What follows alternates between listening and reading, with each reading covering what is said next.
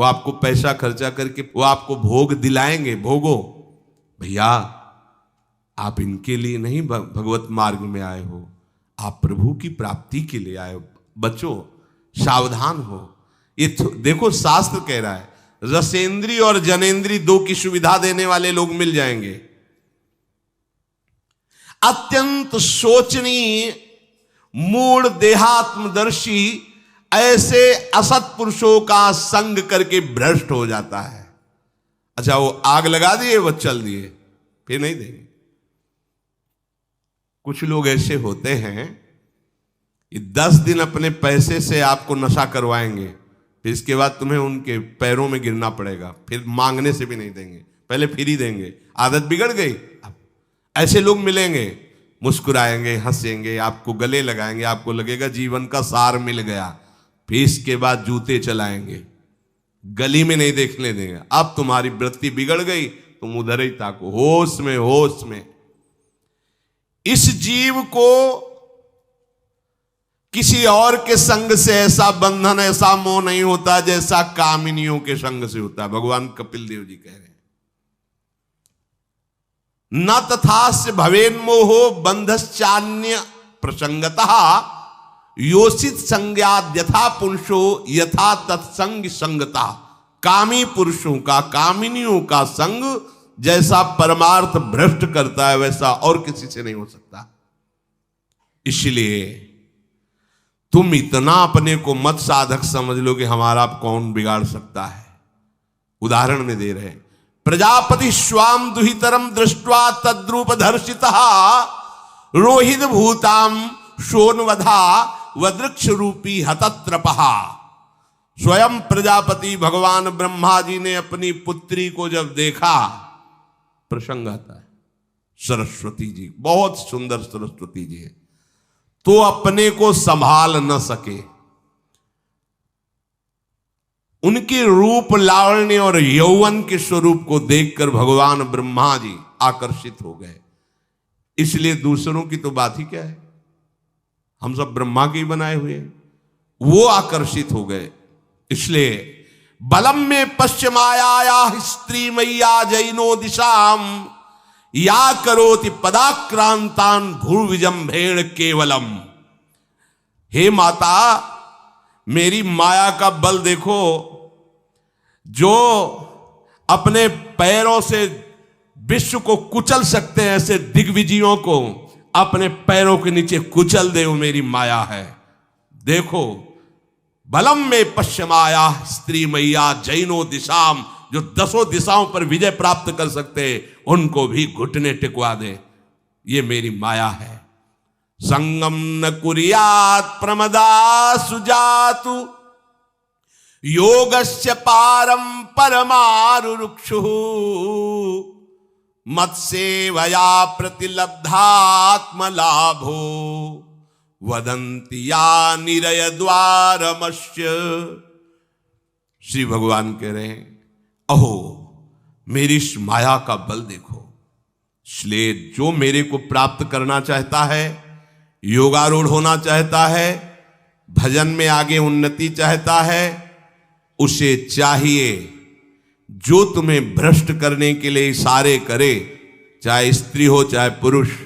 तजिए ताहि कोटि बैरिशम यद्यप परम सने, वो मित्र नहीं, वो माया के द्वारा भेजा हुआ दूत है। चाहे कोई भी हो, होश में तुम समझते हो कि बाजी जीत गए, भाग्य खुल गए, तरस रहे थे भोगों के लिए, मिल गए भोग। अरे नारकी गतियों से बचने के लिए तुम्हें अवसर मिला था, फिर नरक जा रहे हो।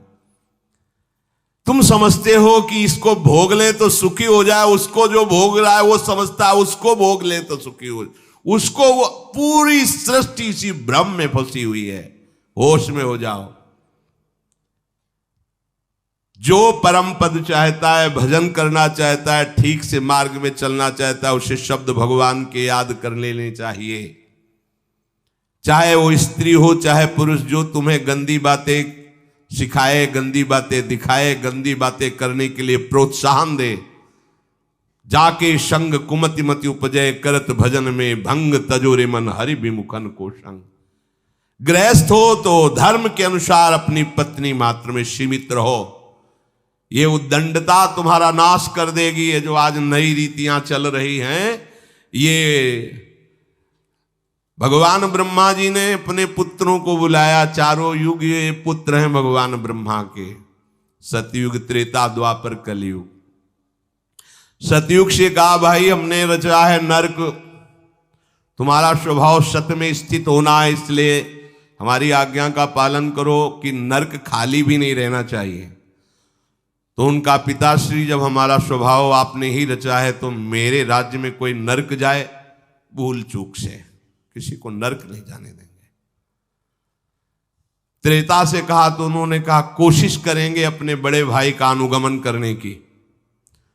द्वापर से कहा तो उन्होंने कहा कोशिश करेंगी आपकी आज्ञा का पालन करने की। समझना। लेकिन जब कलयुग आया तो मुस्कुरा के बोला, पिताश्री जैसे बड़े भैया ने कहा मेरे राज्य में कोई नरक मेरी जानकारी में नहीं जा पाएगा, ऐसे ही मेरे राज्य में कोई स्वर्ग या परम पद मेरी जानकारी में नहीं जा पाएगा। मैं सीधे हाउसफुल करूंगा नरक। देख लो ना, शराब पीना, व्यभिचार करना, जुआ खेलना, चोरी करना, हिंसा करना, इसके प्रधान स्थान हैं। ब्रह्मा जी से कहा आप चिंता मत करो, जैसे बड़े भैया कहते हैं कि हमारे राज्य में कोई नरक नहीं जाएगा, ऐसे हम आपको वचन देते हैं। अगर हमारी दृष्टि पड़ी तो न स्वर्ग जाने देंगे न परम पद में जाने देंगे। तभी महाप्रभु कहते पाए जान जगत में सब जन कपटी कुटिल कलयुगी टंचू। कलयुग ने सबको देख रखा है, सबको अधीन कर रखा है। अगर बच सकते हो तो एक हरिनाम है, राधा नाम है, जो कलयुग का प्रभाव नहीं पड़ने देगा। इसलिए होश में, चाहे वो पुरुष हो या स्त्री हो, रिश्तेदार हो, नातेदार हो, कोई हो, जिसके संग से भोग वासना बढ़े, भगवत विमुक्ता हो, दूरी बना लो, तत्काल दूरी बना लो। वो मित्र नहीं, वो भारी दुश्मन है, जो तुम्हें फिर वही दुर्गति में ले जाएगा जो गर्भ में वादा किया वो नहीं कर पाओगे। भगवान कह रहे मैं इसलिए मना कर रहा हूं कि ये खुला हुआ नरक का द्वार है।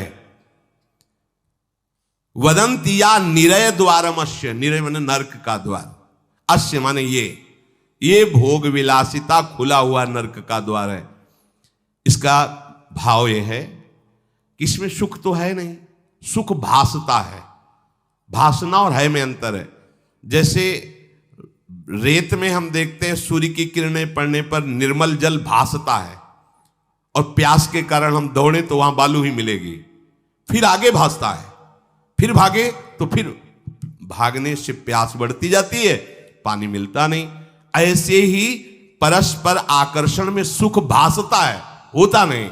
जब हम उसको स्वीकार कर लेते हैं तो एक मन में उदासी आती कि यहां वो तो मिला नहीं जो चाह रहे थे, तो वो दूसरा दिखाता है, वो आगे वो उधर गया, तो फिर वो पूरा जीवन नष्ट हो जाता है। और मिला नहीं क्योंकि है नहीं, भासता है, सुख भासता है नहीं। प्रभु में सुख भासता नहीं, प्रभु में सुख है, भासता नहीं है। इसलिए जो भासता में लगे वो प्रभु में नहीं लग पाते, क्योंकि वहां भासता नहीं है, वहां भास रहा है, वो है नहीं। यहां है, भास नहीं रहा है तो है का परिचय नहीं है, इसलिए वो यहां लग। और जो लग गया तो नाच नाच के मीरा जी कहती पायो जी पायो मैंने राम रतन धन पायो। पति है। प्रथम रात्रि में मीरा जी ने राणा साहब से कहा कि आप हमारी बात शायद समझ सकते हो, आप हमें स्पर्श मत करना। मैंने सुहाग गिरधर के नाम का भरा है, मैं तुम्हारी पत्नी नहीं हूं। लोक व्यवहार के कारण तुम पति रूप में आए हो, तो मैं चाहती हूं कि तुम मेरा सहयोग करो। मैं एक पतिव्रता हूं गिरधर की। मेरे तो गिरधर गोपाल बैठे थे एक ही सैया में, उतर के चरणों में बैठ गए। मीरा जी के चरण पकड़े के अहो भाग्य, मुझे ऐसे सौभाग्य मिला कि आपका पति होने का। एकांत में आप हमारी गुरु होंगी और समाज में आप पत्नी का स्वांग करेंगी, जिससे आपको विक्षेप नहीं पड़े। आजीवन निर्वाह किया। एकांत में गुरुवत मीरा जी के प्रति व्यवहार करते राणा साहब, और व्यवहार में मीरा जी पत्नी जैसा व्यवहार, व्यवहार में बाहर, अंतर में ऐसी सदगति हुई राणा की जो बड़े बड़े योगियों को दुर्लभ है। वो मीरा जी